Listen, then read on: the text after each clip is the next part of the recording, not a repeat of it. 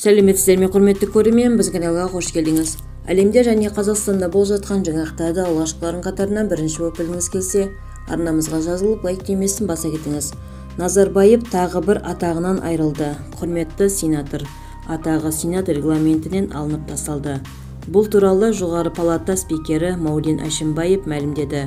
Біз оны регламенттен тастадық. Қазір бізде құрметті сенатор деген институт жоқ. Маусым айында өткен референдумда халқымыз қолдап, Конституциядан тұңғыш президент елбасыға қатысты нормалар алынып тасталды.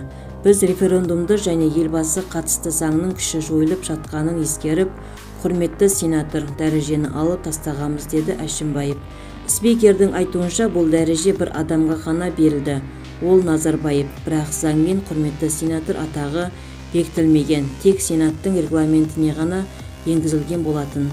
Толығырақ төмендегі сайтымыздан көре аласыздар. Егер де біздің видеоролик ұнаса, подписаться және бір ғана лайк түймесін басып өтулеріңізді сұраймыз.